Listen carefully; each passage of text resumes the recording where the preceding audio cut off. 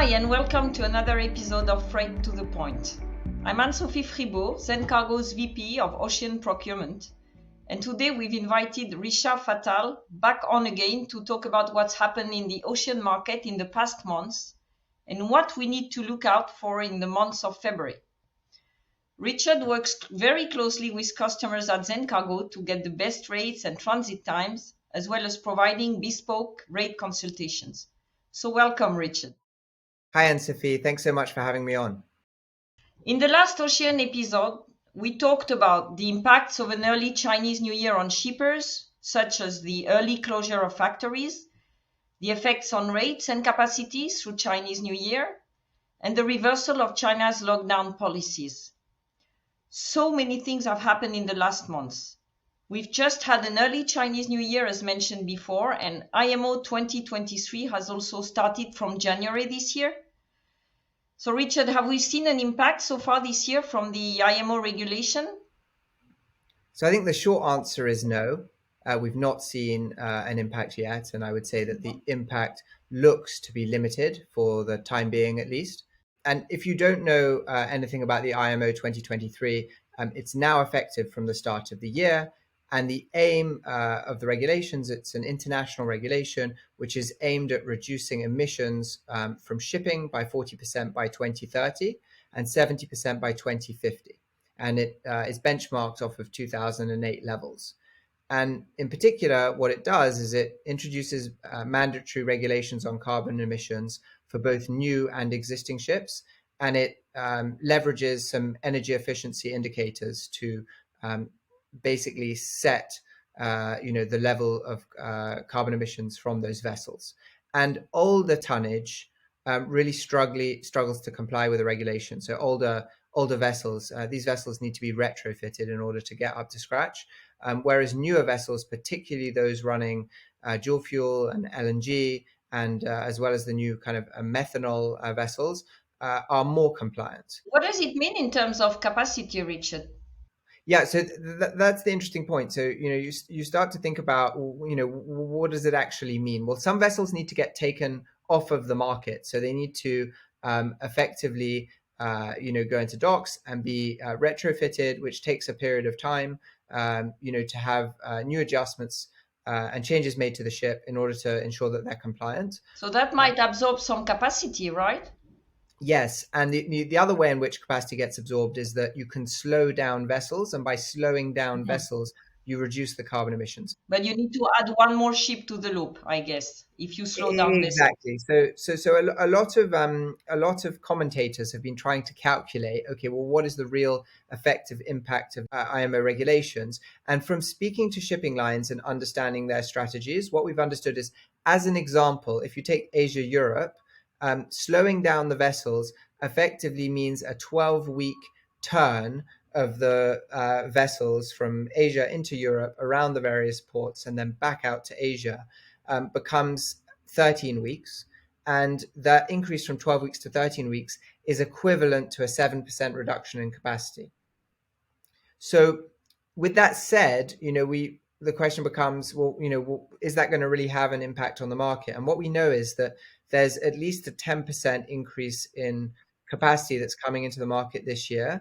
And with that, combined with the increase in effective capacity because of the reduction in port congestion that we've spoken about a number of times before, and a reduction in the demand, we don't really see the IMO having an impact on the balance between supply and demand.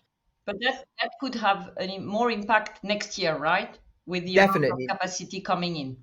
Yeah, so later in the year, I think it could start to have an impact. And then there's a question of, what the impact is next year. Mm-hmm. And there's also, it's also interesting to bear in mind the relative impact, because it will have a relatively different impact to different carriers who have a different fleet. So it's going to be exciting to kind of watch this space on the IMO. But I would say for now, it's not something that I would be overly concerned with. Mm-hmm. Another subject then, in recent news, we've heard that the 2M Alliance, MSC and Maersk, have announced a split. It is expected that the alliance will remain until January 2025.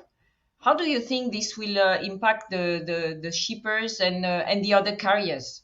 So, I mean, for those who don't know, the 2M Alliance is an alliance between the two largest carriers in the world, Maersk and MSC, and they effectively were working together and will continue to do so until the end of the alliance on sharing vessel capacity so that they can offer slots on each other's vessels in order to be able to offer a higher frequency of services from the various ports that they move to and from around the world. So it does yield sort of more convenience to the customer.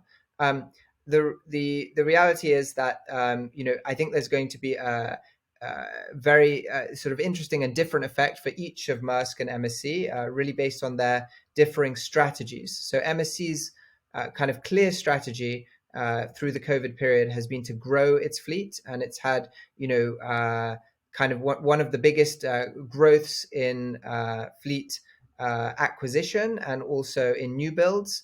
Over the full COVID period, and their fleet is set to increase in size substantially over the next couple of years. Maersk, in the meantime, have not been investing in the same way in their capacity. Instead, they've been quite focused on building out their logistics and supply chain capabilities. And that will have an impact on their strategies going forward.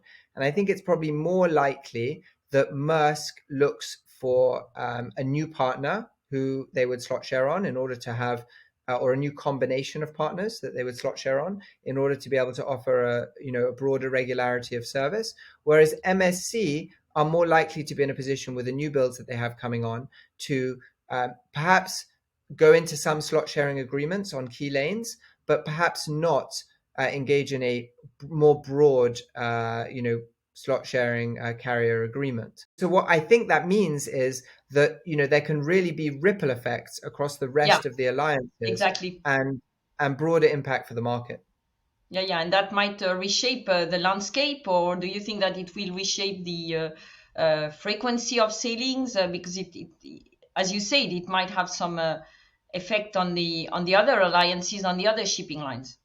Well, I think it allows all the shipping lines to look at their network, to look at the efficiency of the way in which they're working, to look at their port relationships and port agreements, whether they own ports or they have contractual relationships with different ports, and to see what suits them best and what suits their customer base the best. And that could, as you say, have real impacts in terms of new alliances being formed or changes in the alliances. And what that means for shippers is it might mean that there are new services that pop up that might, Mhm. be very convenient for them. More It options might be for customers. it might, but it also might mean a reduction in the frequency of sailings because, today on the Asia Europe, as an example, on all of the alliances, you have pretty much a daily departure. Of course, there are blank sailings in the market at the moment that reduce that. But, there's a lot of choice. And what it might do is it might restrict some of that frequency, although it might open up new opportunities for new routes. Exactly, and we've seen recently that Hapag-Lloyd has just signed a slot agreement with CMA, so that has cut their own service. That's exactly what you say, and they are now on the CMA vessel, so on another service. So we might see more of this in the coming months, probably. 100%. And I think it means that customers at the end of the day have to be a little bit agile in terms of the way they approach how they're contracting, and they have to approach things with an open mind. That's really interesting, Richard. No? In other news, we've seen also that over 50 sailings have been removed in the first 7 weeks of 2023, mainly on the east-west routes. Given that so many blank sailings have been removed this year already, how far do you think carriers will go? Look, I think the carriers do have one eye on service, and they think about how do I reduce capacity in order to meet effective demand, but still offer some level of service to my customers. But I think on the TP and on the Asia Europe, there's a lot of let's say there's a lot of capacity and there's a high level of frequency. So carriers are able to take out services and still provide regularly multiple services per week on key routes. And as such, they felt quite comfortable taking out capacity and not dramatic at the same time, not dramatically disrupting service to customers, particularly given customers have been experiencing very elongated lead times for the last few years. And so all they're effectively doing is kind of reversing some of the improvements that we've seen in the market by taking out this capacity.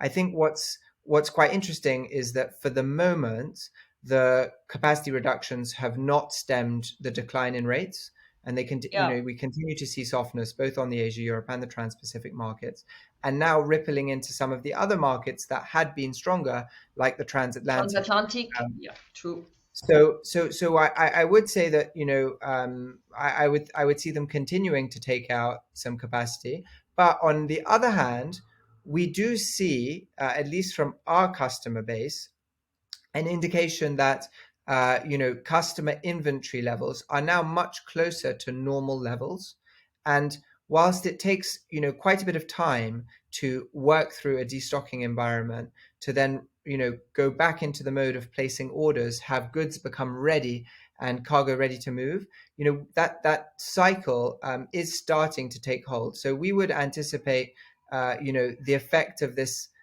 reduction in capacity starting to have some impact on the market over the coming weeks and months as we start to see customers change their behavior. So you're saying that on one side, due to capacity reduction, we see that rates are also dropping. Are you saying that it's a good time for businesses to go through tenders, to start the processes of tenders? I do think so. So I think in any market, you always see overshooting and undershooting. So, when a market gets into an imbalance, demand is greater than supply is greater than demand. You can really see big swings. And I think we're seeing that now in the freight market. But I do think there's an opportunity to think about kind of stability of both service and rate, and to think about a diversified strategy, bearing in mind that there can be some disruptions to service in an environment where carriers are blanking. So you may need some diversification in your approach. But I do think it's a time to engage with your freight partner and to discuss opportunities to lock in longer validity, to look at renewing rates, because there's especially certain because when you are engaged, you can get space commitment also from the partners.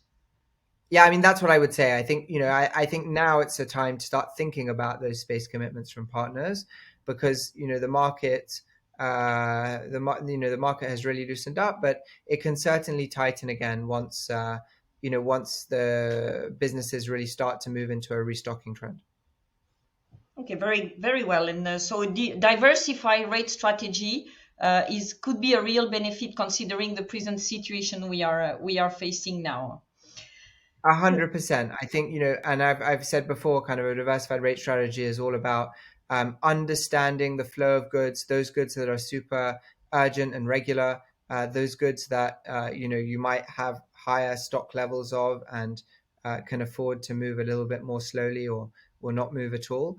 And thinking about, a rate strategy for the base load, for the goods that kind of move an even volume on a monthly basis with limited seasonality, and then separately, how are you going to manage spikes? And that very much depends on what your seasonality looks like as a customer and how that compares to the profile of the market.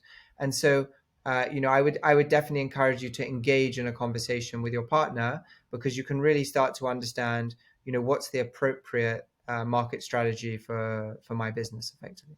Mm-hmm. And visibility, we all know that it is key for carriers to be able to forecast and to plan their strategy over the coming months. Thank you very much, Richard. That was very interesting.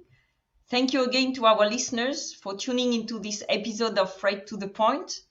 Don't forget to like and subscribe to our show. And if you have any feedback on this episode, please do not hesitate to reach out on LinkedIn. But until our next episode, goodbye.